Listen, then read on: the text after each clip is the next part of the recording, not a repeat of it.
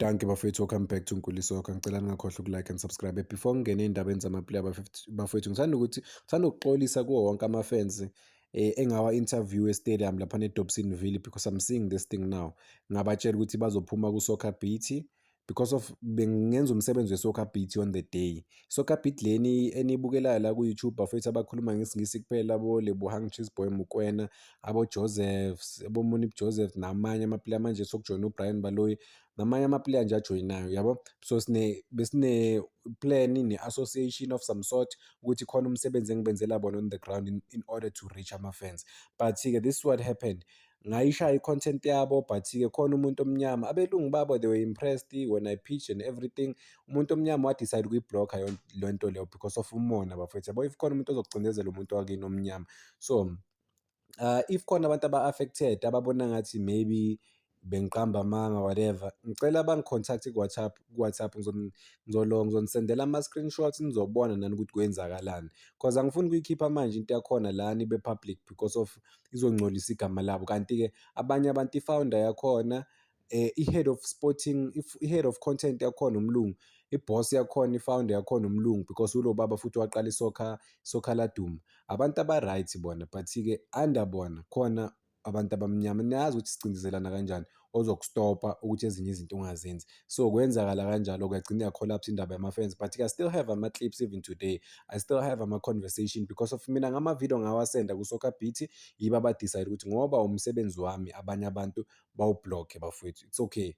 It's okay. And ama-negotiations wethu or ukukhulumisana nabo nje, ama-dialogues aqala early bafowethu, kunama-months and months. I think it's over 6 months manje silokhu sikhulumisana back and forth, sibonisana nanokuthi nami bengifuna ukubasiza ukuthi ba-improve i-Soccer Beat kangakanani. But-ke lokho kuney'nkinga zakhona because of abantu bakithi abafana nathi baney'nhliziyo ezimbi, yabo. But there was a moment, there was even a time where i-page lami bekumele balithathe ku-Soccer Beat. Well, not really ukulithatha, but-ke yibo bebazolimaneja, bebalimanejelani bafowethu, ngibe under bona ukuthi ngenze imali e-serious ukuthi ngikwazi ukuwuphilisa, ngingaphinde ngisebenze ngenze imali e-serious ezongiphilisa. Why? Because of bebazo-add-a o-Betway, ba-add-e o-Absa, ba-add-e o-Shield, kube nama-brands ukuthi, for example, like ku-estimation le page leli if lingaba nama-brand lingenza o-70,000 ngenyanga, you understand.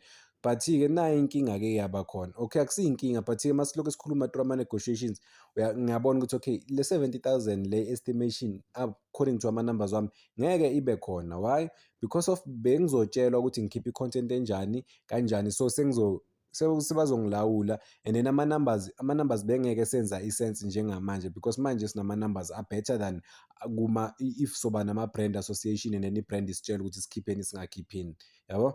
So I'll keep updating you guys. If you wanna know more about le nto le, ngangibuza ama-questions under le clip le. Singeneni-ke kwezama-player bafowethu, uHappy Mashiyane noSamkelo Zwane bakuloni laphana what is this team, kuSwelele FC. I-coach eSwelele FC bafowethu seyishilo ukuthi abafana badlalanga ku-Kaizer Chiefs bebangadlali, so it's very difficult for bona ukuthi obvious badlale laphana. Ngiya-paraphrase, badinga isikhathi sokuthi ba-adapte kahle. But u-coach khona iqiniso angalisho. Why? Because uSamkelo Zwane khona amagame awadlalile. uHappy Mashiyane simbonile angena from the bench, all of a sudden sebabadropa-ke manje, they're not even making the match day squad. Imagine, meaning that they don't even see them as abantu aba-important laphana ethimini, meaning abana-value kuSwelele FC. So if bangadlali kweseSwelele FC kusho ukuthi u-Chiefs phela ngeke bakwazi ukudlala, to be honest, yabo. So looking at this thing, i-mess kakhulu cause i-Chiefs ine-option ukuthi maybe January bayababiza back abafana, but bazobabiza kanjani? UZwane uzohlalisa bani ebhenjini laphana? Ubani azomhlalisa ebhenjini? Happy Mashiyane uzohlalisa bani ebhenjini? So I think i-hard work yabo abafana ukuthi bakwazi ukuthola ama-opportunities. Yeah, I mean i-team iyastruggle bafowethu, iyastruggle ngempela, but khona ama-stand out stars ku-team estruggle-ayo laphana eSwelele FC. So yeah, ama-player yabo, ama-player ayakhohlweka bafethu kalula, ayakhohlweka. One thing you are playing for the biggest team in the country, the next thing you're not even playing, bakulona kuswele FC. Maybe ukuthi babalone kuleya team le was just a bad thing, bekumele babatholele team different, but as things stand abafana kubonakala ngathi it was just a bad move for bona, abana chance ukuthi badlale. Sibafisela inhlanhla, sazi ukuthi bazokwazi ukuthola ama-opportunities nini kanjani, but sibafisela inhlanhla abafana going forward. Ukuthi bakwazi ukuthola ama-teams la bazothola khona i-game time, because of more than anything they need i-game time. If abayitholi i-game time chaza ukuthini, ama-careers phela ayaphela. Uyobona umfana sedlala ku-third division uzibuza ukuthi kanjani, but kuyenzeka, I think kwenzeka kuwo wonke umuntu bafethu odlala ibhola. Izinto mazingahambi kahle ku-big team kuvele kuphele ngayo umfana. But yeah, cause ba-talented, funny enough, it's not why ngithi funny enough, Samukelo Zwane siyamazi ukuthi u-talented, that is why bampromota ku-Chiefs. Siyazi ukuthi ubuye efemelini yebhola, that is why i-pressure i-too much for yena, kumele akwazi ukudeliver ukuthi ameet ama-standards wabantu bakubo, like ubabakho, umalumakho or obani, ubuye efemelini yebhola. So yeah, ama-expectations for yena ukuthi enze kahle makhulu kakhulu. Is he gonna be able to deliver those expectations? Nanokuthi abantu bakhala isikhathi esiningi bakhala nge-work rate yakhe. Abanye bathi if bekazoya ku-team e-different bekazokwazi ukuthola ama-opportunities angcono compared to let's say ku-Chiefs or kuSwelele. Just it was a matter of ukuthi bakwazi ukuchoose i-team e-right for yena umfana. Okay, asiyeni ku-Brian Baloyi ukuthi utheni uBrian Baloyi about o-coach abe-Chiefs, but ngizokha nje phezulu bafowethu, ngeke ngiye ku-statement sakhe sonke ngoba bakhulume for 19 minutes. Yeah, uthi o-coach basha kule level le abakuyo, uthi nje o-coach njalo bebahlezi bama-assistant coach, hhayi le level le abakuyo manje. So kuthi manje njengoba bacoacha one of the biggest teams on the continent, kunzima kakhulu for bona. Uthi-ke i-decision kumele bayithathe fast laphana i-management ye-Chiefs, ukuthi bakwazi ukusiza labo coach labo, even if like they will be in charge. Let's say if bazoba in charge until the end of the season, kumele bakwazi ukubasiza because of abakazi baba kule position le. Ngibone laphana online abantu bathi Solomons udlale kahle kakhulu izolo, but Solomons ukorile, yes, but akadlalanga kahle. Ube nama-opportunities awu-2 ukuthi kumele assist, but yena wachoose ukushaya both occasions, washaya into engekho, but bekane-chance ukuthi aphase ama-player wakhe, but akaphasanga ama-player wakhe. I-decision making kaSolomons iphuwa bafethu. Ukora, you can't just look at one thing ukuthi iplayer li-complete or li-right, lidlale kahle ngoba ikorile. I remember talking about Evidence Makgopa, washayisana negoli, abantu bathi ya siyathemba ukuthi ukwatile-ke ngoba u-Evidence Makgopa ukorile.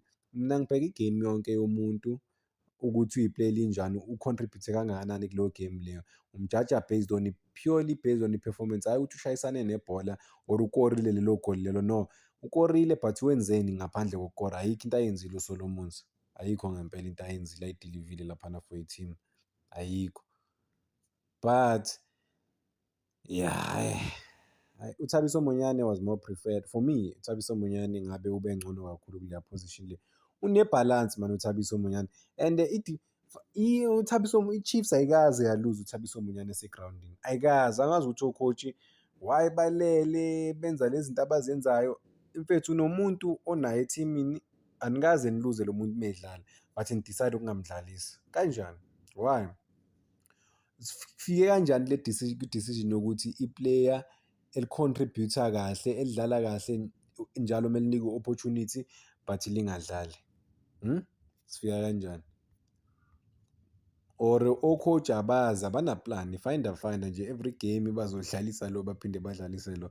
Maybe even yeah, u-Inacho Miguel njengoba elaphana emuva bafowethu, lonke iplay elidlala no-Inacho Miguel libonakala li-good ngaphandle kwa-Inacho Miguel yena, because of masikhuluma ngama-partnerships laphana emuva, sikhuluma let's say ngo-Inacho Miguel, uKwinika, uMcCarthy, wonke lama-player lawa njalo a-good wona, aphefoma kahle kakhulu, njalo ayaphefoma ama-player. But u-Inacho Miguel uyo namaphutha. uMcCarthy njalo uyaphefoma noma kuthiwa udlala no-Inacho Miguel, uKwinika uyaphefoma noma kuthiwa udlala no-Inacho, bayaphefoma abadlali. but-ke u-Inacio Miguel mase ebhekane nayo uyoletha ama-players down. Bengicabanga ukuthi u-Inacio Miguel owenza lama-player lawa abonakale engathi a-right. No, ama-players a-good, ama-defenders ngaphandle kwa-Inacio Miguel. Uye oletha i-team down, oletha amanye ama-players down. Kubonakala engathi abafana abadlali kahle. NoJoe Dladla-ke bafethu sekakhomentile-ke naye uthi ucabanga ukuthi i-technical team ye-Kaizer Chiefs ayenzi kahle. Uthi ngeke udlalise lesi ama-defensive midfielders ayi-2 lesi u-Ox noCele. Uthi labantu bo-2 abakwazi ukudlala bo-2. So uthi yena uyabuza ukuthi iyiphi i-system ngempela i-Kaizer Chiefs eyidlalayo. Uthi nje ubone i-team yena elahlekile. Uthi bekungana-supply for Ighodaro. Uthi Ighodaro i-striker esi-good esi-right ku-1v1 situations, but-ke uzoluza i-confidence because of akayitholi leyo supply leyo. Why? I think lento ibalulekile lento eshiwo uJoe Dladla because of meluza i-confidence yakhe or mele angekho laphana ebhokisini uzoluza i-confidence jikijiki kuthiwa ufelile ku-Chiefs, but-ke aba-create-anga i-environment e-right for yena ukuthi abe i-striker, adlala just afocus ukuba i-striker kuphela, hhayi lento yakhe ukuthi abe le ngase-center. Even before i-center ku-halfway, not even like ku-half ye-Chiefs icabanga uhlezi lapho isikhathi esiningi. Kuba inhlanhla nje umbone ejampe ne-center. So izinto ekumele bazibheke leyo. Uthe uqhubekile laphana uDladla uthi ubone ebhentshini laphana abaplayer ne-experience ku-continental level, Lebohang Maboy. Uthi to be honest-ke akaboni i-Kaizer Chiefs i-qualifier for ama-knockout stages. But uthi banawo ama-player ukukhuluma iqiniso, but-ke abakwazi ukuwasebenzisa noma abazi ukuthi bawasebenzise kanjani lama-player lawa abanawo laphana ebhentshini noma nje esquadini, because banawo ama-player ukuthi bangacompete. I remember telling abantu ukuthi le team le akusiyo i-team etheni bafowethu, to be honest. I-Chiefs if izoluza igame izoluzela yona igame, but-ke akusiyo i-team ethusayo i-Al-Masri. Guess what? We saw the game. Akusiyo i-team ethusayo i-Al-Masri, akusiyo i-team ethusayo ngempela. They created those opportunities, but-ke they took their opportunities. I-Chiefs ishawe futhi not even ama-opportunities abawathathile, both goals from bona ama-mistake we-Chiefs, goalkeeper, bad timing, and then-ke u-Inacio Miguel egeja ibhola, emiste ibhola, acabanga clearance ibhola elihamba kancane waligeja u-Inacio Miguel, wakhosta i-team-ke big time. The most trusted defender ku-Chiefs lageja, wavele walimista kanjalo ibhola baliqede lelo. You can't afford to make ama-mistake kule highest level le, you can't at all. Contribution kaCele ngeke ngasho ukuthi uNgcobo, I think uye umuntu okwaziyo ukudlala kangcono compared to uCele kuleya position le, cause uNgcobo gives you something, ama-forward passes akhona. uCele udlala ama-short passes isikhathi esiningi. So hhayi kunzima, kuzoba nzima kakhulu eNaturena. I-pressure izopile up. Yes, they've qualified for ama-group stages. That's not enough. They need to be one of the best teams on the continent, baperforme. But-ke sibonile ukuthi kwenzakaleni izolo. Ngicela ukuyibamba la kwamanje bafethu. Danko, cela ningakhohlwa uku-like and subscribe.